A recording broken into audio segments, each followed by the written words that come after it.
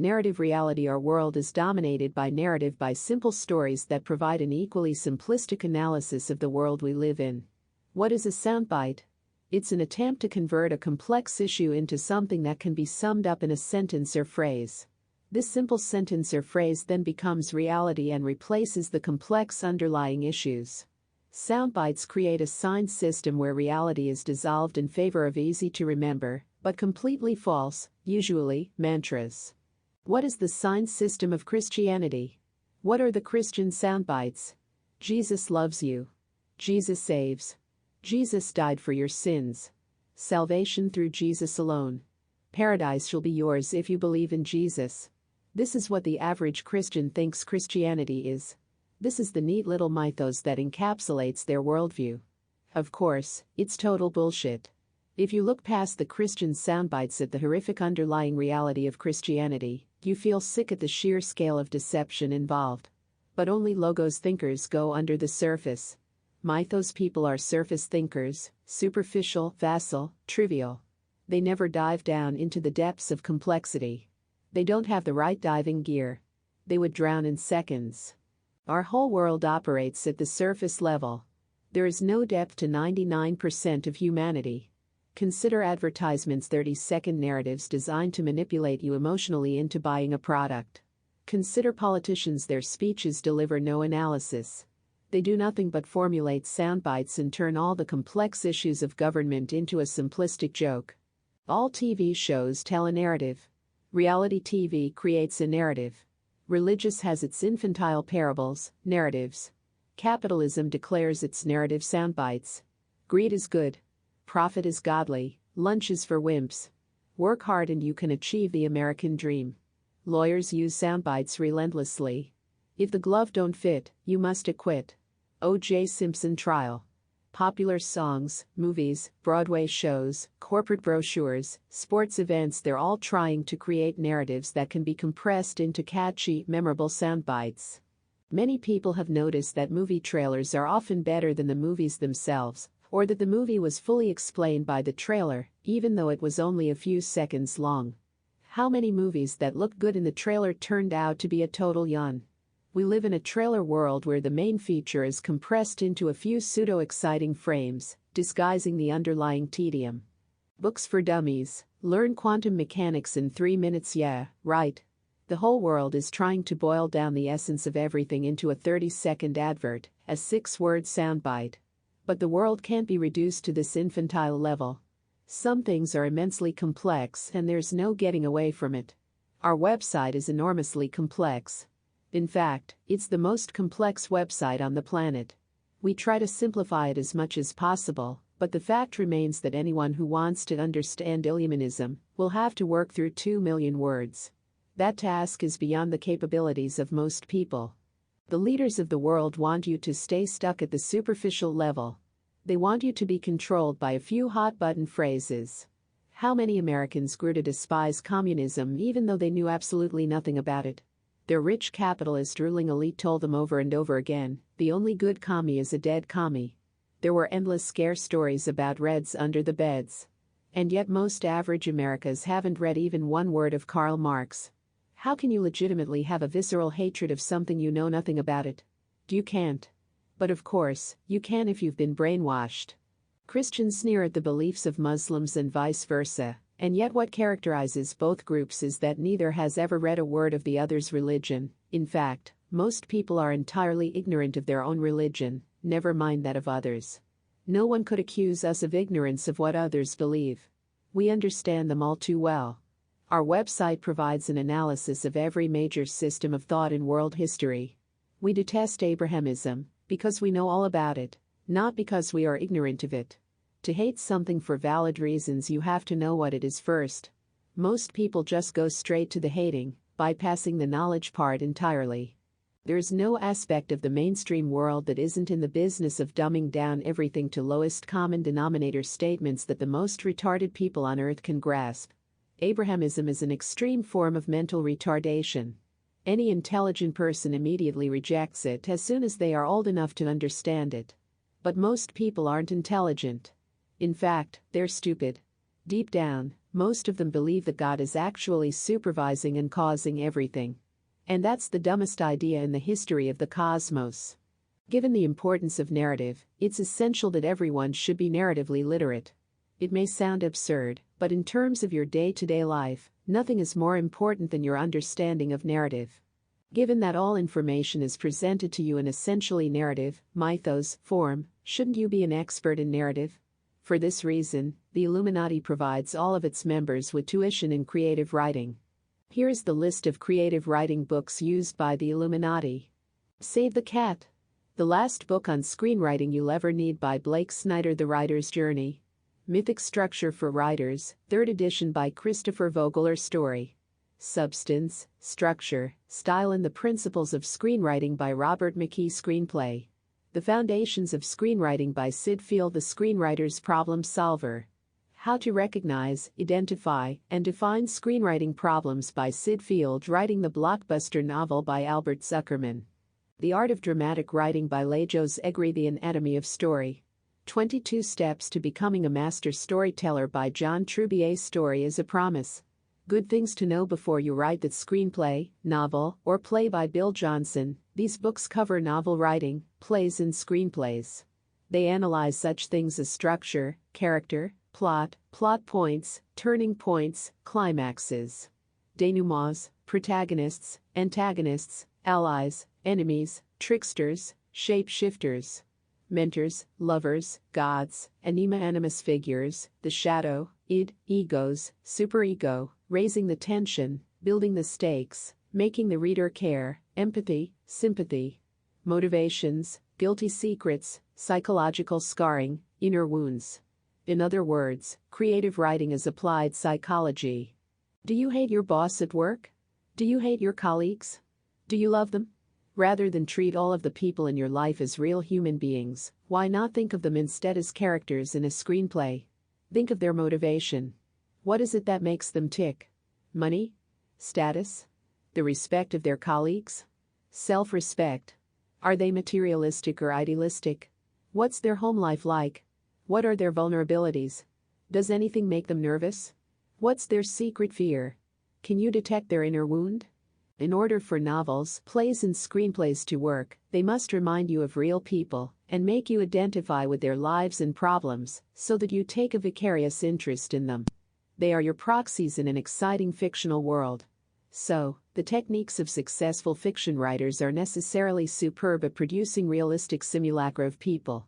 But, in that case, why can't the same techniques be applied to real people?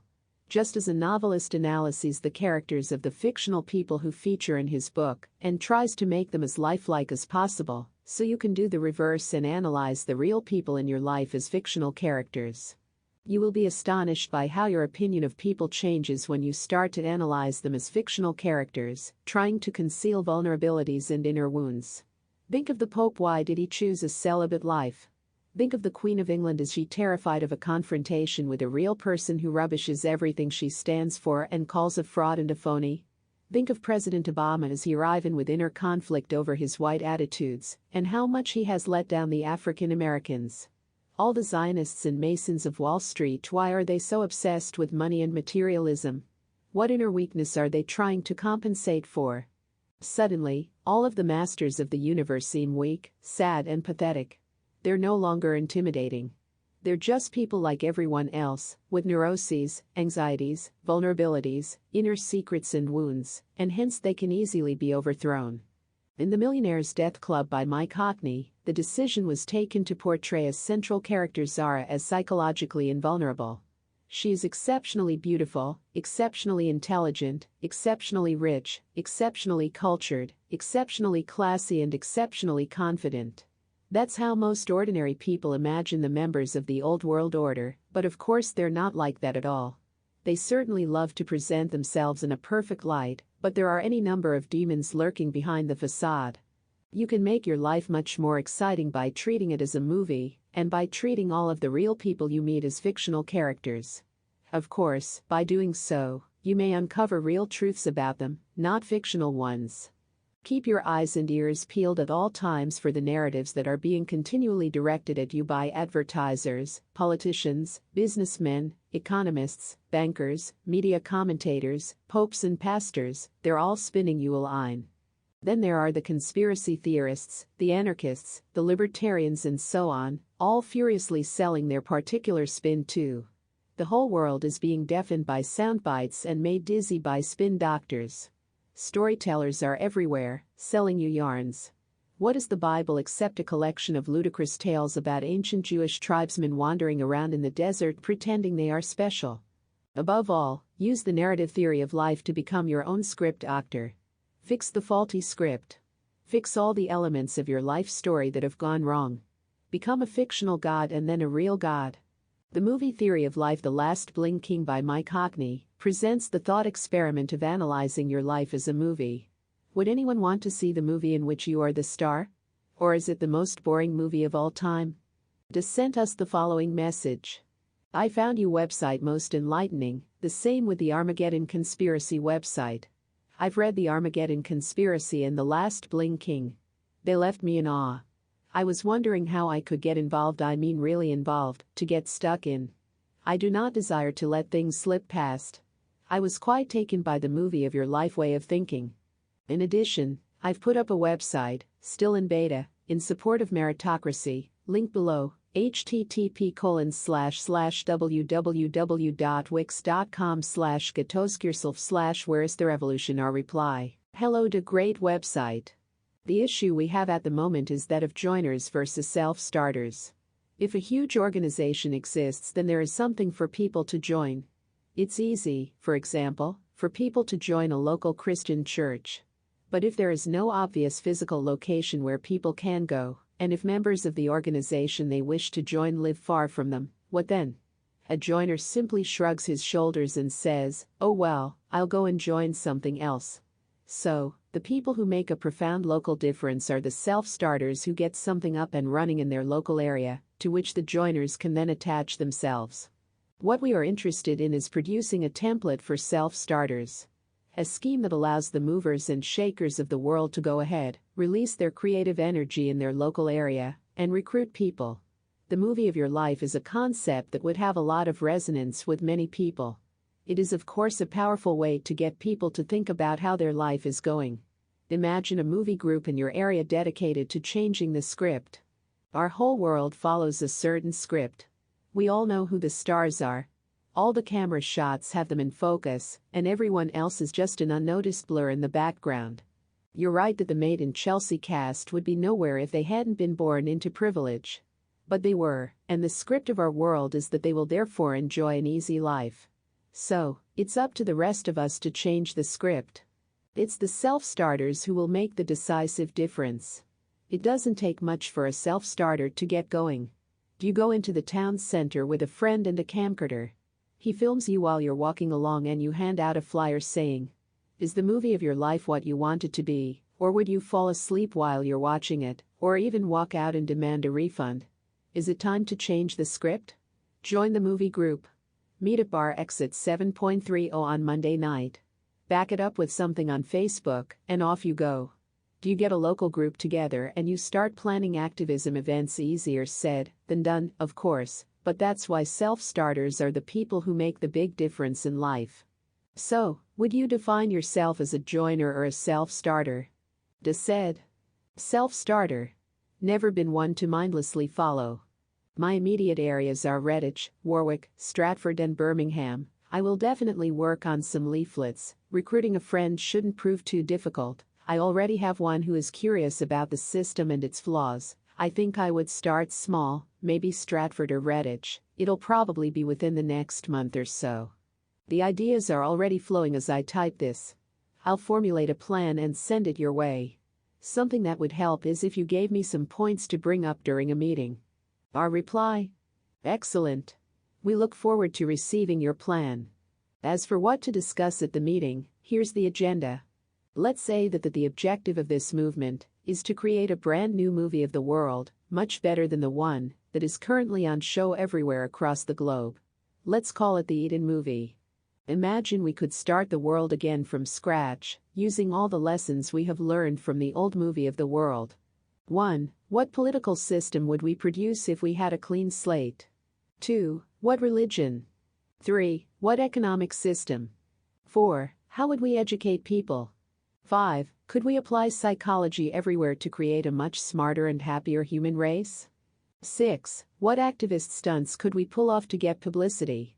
7. And how do we stop running the old, silent, black and white movie of the past so that we can get our new 3D, high-definition, blazing color movie in every cinema on Earth?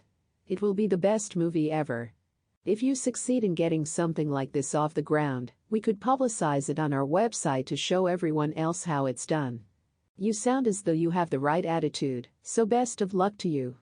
They then produced a leaflet to be distributed in Stratford-upon-Avon, where Shakespeare was born. Is the movie of your life how you intended it to be?